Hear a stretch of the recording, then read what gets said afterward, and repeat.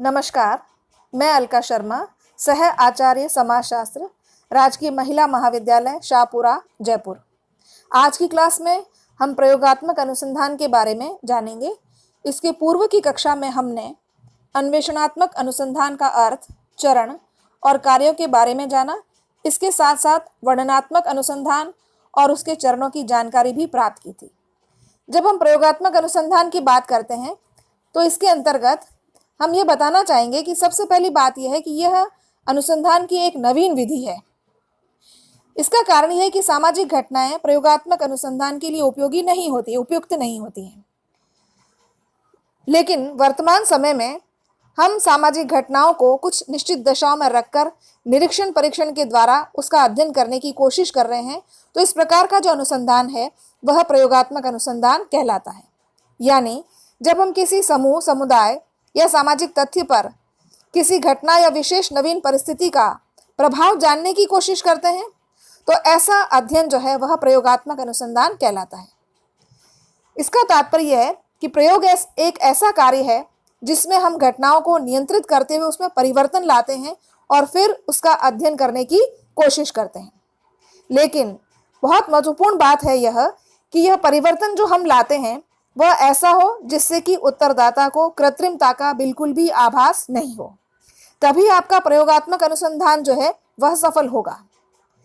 प्रयोगात्मक अनुसंधान में हम दो चरों के बीच कार्य कारण संबंधों को जानने की कोशिश करते हैं और उस किसी भी एक वेरिएबल या चर का उसकी उपस्थिति होने या नहीं होने से किसी घटना पर क्या प्रभाव पड़ता है, इसको जानने के लिए प्रयोगात्मक अनुसंधान का सहारा लिया जाता है।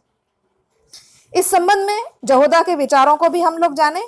जहोदा लिखते हैं, अपने सबसे स्थूल अर्थ में एक प्रयोग को प्रमाण के, संग्रह के, संगठन के ऐसे ढंग के रूप में समझा जा सकता है जिससे उपकल्पना की सत्यता के विषय में परिणाम निकालने की अनुमति हो। यानी यह अनुसंधान उपकल्पना की सत्यता और असत्यता की जांच करने के लिए प्रयोग में लाया जाता है। इसी क्रम में आगे बढ़ते हुए हम ये देखें कि जितने भी प्रकार के प्रयोगात्मक अनुसंधान हैं वे सभी जे.एस. मिल के दो सिद्धांतों पर आधारित है।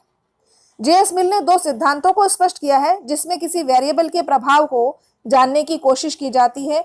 वे क्या है उसकी भी हम चर्चा करें। पहला बिंदु उन्होंने बताया है या पहला सिद्धांत जो बताया है वह है समानता का सिद्धांत। मिल के अनुसार जब किन्हीं दो परिस्थितियों में केवल एक कारक ऐसा हो जो समान रूप से मौजूद हो और उसके कारण दोनों परिणाम एक जैसे आते हैं तो उन दोनों परिस्थितियों में जो एक कारक समान रूप से मौजूद है वह उसका कारक माना जा सकता है, कारण माना जा सकता है। इसे एक समीकरण के रूप में देखें, जैसे ए बी सी, इससे z उत्पन्न हो रहा है। दूसरी परिस्थिति है जिसमें सी डी और ई है, उससे भी z उत्पन्न हो रहा है। इसका अभिप्राय यह है कि दोनों परिस्थितियों में c एक कॉमन फैक्टर है, एक ऐसा तत्व है, एक ऐसा चर है जो z को उत्पन्न कर रहा है। अब दूसरा सिद्धांत लीजिए, यह है भिन्नता का सिद्धांत। मिल बताते हैं कि जब दो परिस्थितियों में सभी कारक एक समान हो और केवल एक तत्व या एक कारक ऐसा हो जो एक परिस्थिति में है और दूसरी में नहीं है और फिर उन दोनों परिस्थितियों के परिणाम भिन्न भिन्न आते हैं, तो इसका तात्पर्य है कि उसमें वह कारक या चर जो एक परिस्थिति में है और दूसरे में नहीं है उसी से उसके परिणामों में अंतर आया है। इसे भी एक समीकरण के रूप में देखिए, जैसे ए बी और सी, इससे z उत्पन्न हो रहा है। दूसरी परिस्थिति ए बी और दूसरी में सी नहीं है तो इसके माध्यम से z भी उत्पन्न नहीं हो रहा है। इसका तात्पर्य है कि सी जो है वह z को उत्पन्न करने वाला महत्वपूर्ण कारक है।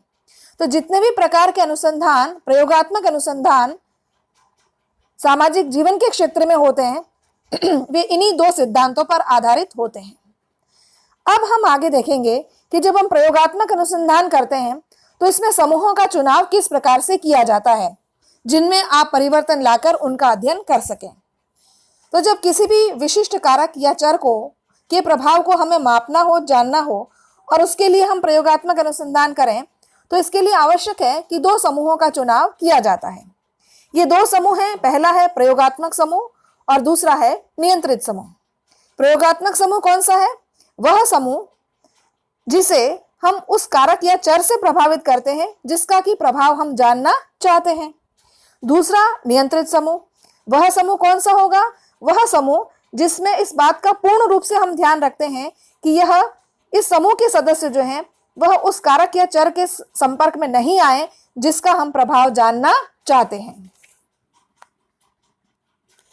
प्रयोगात्मक समूह में हम जिन दो समूहों का चुनाव करेंगे वहां पर यह ध्यान रखना आवश्यक होता है कि चुने गए दोनों समूह जो हैं उनमें सार्थक अंतर नहीं हो, यानी दोनों समूह एक दूसरे के समान हो।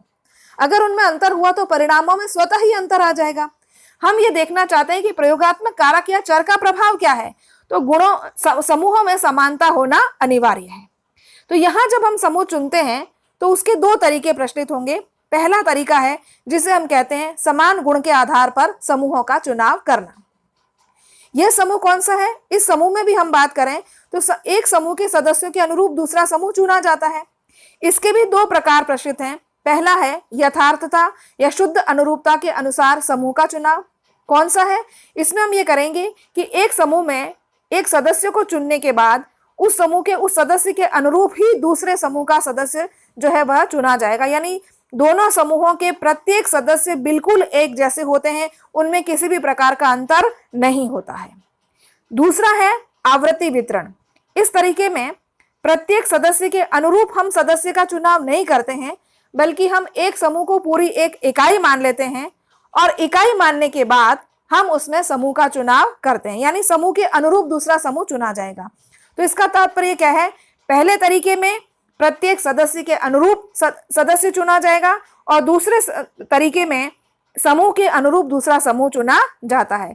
तो सामान्यतया सामाजिक अनुसंधान में जब हम प्रयोगात्मक अनुसंधान का प्रयोग करते हैं तो इस प्रकार की विधि के द्वारा हम प्रयोगात्मक समूह का चुनाव बहुत कम करते हैं।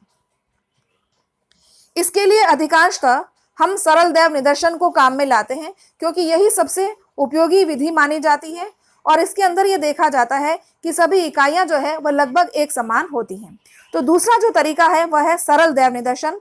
जब शोधकर्ता सरल दैव निदर्शन से इकाइयों का चुनाव करता है तो इसमें प्रत्येक इकाई के समूह में चुने जाने की बराबर संभावना होती है, एक समान संभावना होती है। इसलिए मान लिया जाता है कि दोनों समूहों में कोई सार्थक अंतर नहीं होगा और इसी को काम में लेते हुए हम प्रयोगात्मक और नियंत्रित दो समूहों का चुनाव करते हैं और प्रयोगात्मक चर या कारक का प्रभाव जानने की कोशिश की जाती है।